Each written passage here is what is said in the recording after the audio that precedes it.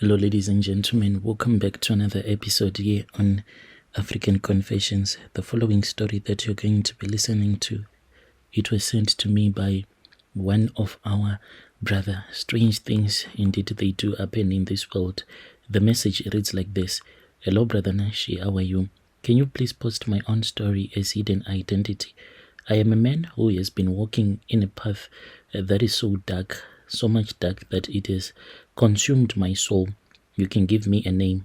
Tendai, not his real name.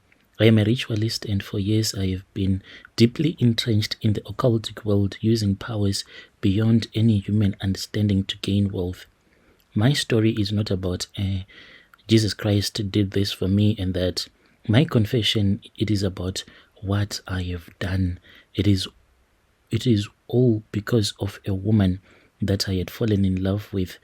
See what happens, Brother Nashi, is this. I came to the land of opportunity. I came to South Africa hoping that I was going to get a nice job. I started working on a farm, then moved from the farm and started staying in the location.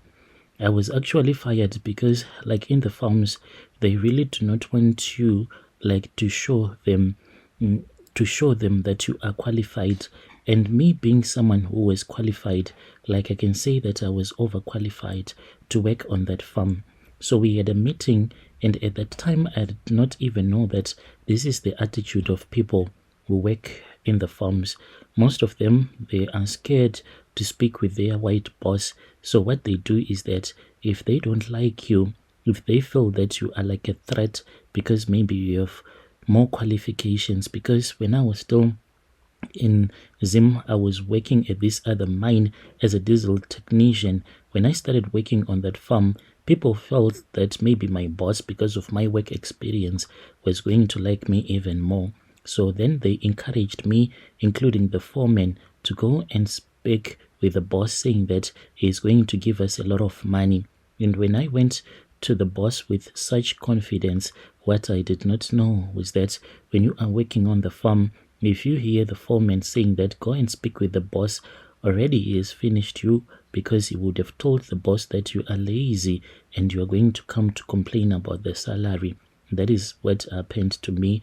I went to the boss, and when I went to the boss, I was fired on the spot.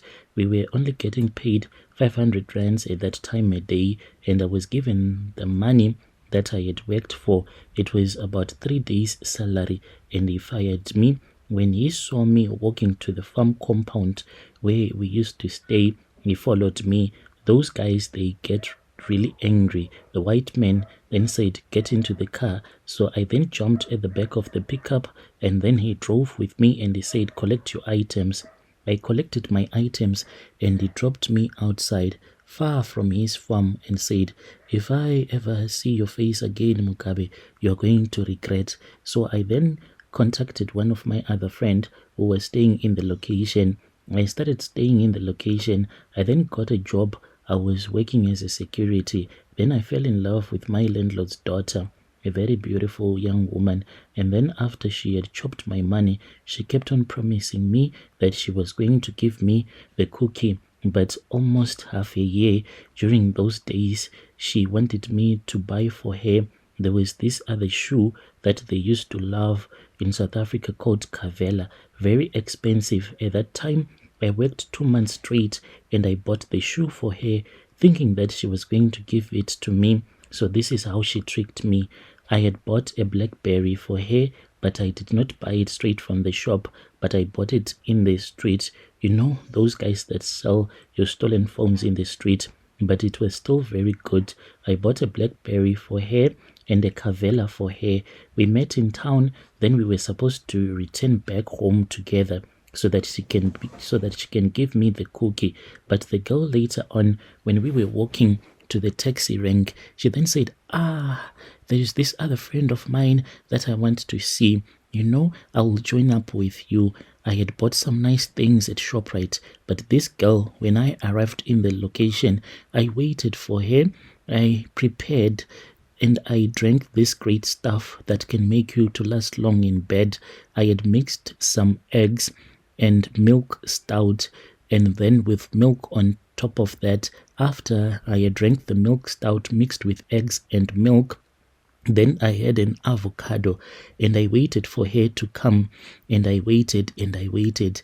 I even added condensed milk on top, thinking that she would come, and I had huge plans for her. I was going to slaughter her on that night, but she never showed up. She kept on telling me that I am in a taxi, I am coming and I am coming, but the taxi never arrived. So I was really angry at her. I then returned back home. I still had like the feeling of love in my heart for this girl because she was very beautiful. So in our village, there was this other man that I spoke with. He was a prophet. I told him that there was a girl that I really loved who was in South Africa, but she was like chopping my money, refusing to give me the cookie. So the man then told me that he could assist me with some prayers, but he then said that as you are kneeling in front of me, I see that this girl, she has no feelings for you at all. That is what he said. And the only way that she can start to have feelings for you, if you have money, and the money that you are giving to her right now, she has other boyfriends that can offer her more than that. So that is why she is refusing to give it to you. So I said, man of God, what exactly am I supposed to do? You are saying that this girl, she thinks that the money that I am giving her, it is too little. Look at me. I came here from South Africa with nothing because of this girl. Then the man told me that I was lucky because he was supposed to go to Mozambique. He did not tell me that when he would be traveling to Mozambique, he would be visiting a traditional healer. He said, but there are things that he needed to do in Mozambique. If I was free, I should go with him. We then went with that white garment prophet. We arrived in Mozambique. Then I saw that he wanted to have a consultation with a traditional healer. I did not care anymore at that time. We arrived at the witch doctor's place in Mozambique, and then he told me that he has to constantly renew his powers. So he has this walking stick that he uses. So it is more like a tokoloshi to him, the walking stick that he uses at his church. I was instructed to undergo a series of rituals, and I was given a snake. I was told that I was going to be given a snake. When this snake will be vomiting money, it will be giving me a lot of money. So this snake that was given to me, it vomits money. I was told that I had to sacrifice my offspring. This was after I had agreed. So since at that time I was only 23 years old, I did not have a child yet. And then I said, how am I going to sacrifice my offspring because I do not have any children at all? Then I was told that this meant that I was never going to have kids in the future. Anonymous laughing, I won't be able to have any kids, Brother Nashi. So then the snake came, and then it started sucking my manhood as well as my testicles. It drained the sperm out of me. I felt like there was nothing that was left in my testicles. Even right now, when I make love to a woman, I do not ejaculate at all. I just feel like I am done, but nothing comes out. I was then taken to another location, and then I was made to drink some herbs mixed with chicken blood. I was then left alone in that forest. The snake came and it slept throughout the night on top of me. We then returned back to Zim from Mozambique. I was told that if it was my decision, I could stay in Zim, I would be making money, or to return back to South Africa. I chose South Africa because I honestly thought that this woman was my soulmate. I came back and I stayed in the location just long enough for her to notice that I was now making money. I went, then I bought a car, and when she was returning back from her friend's house, she saw that there was a car that was parked in front of her parents' house. When I noticed that she was walking in, I then came out of my room and I pressed the unlock button, and the car was like beep beep, and then she said, whose car is this? And then I said, it is mine. And then that is how we started dating, and I was giving her more money. But with time, I broke up with her because like these women, they think that we are below their level.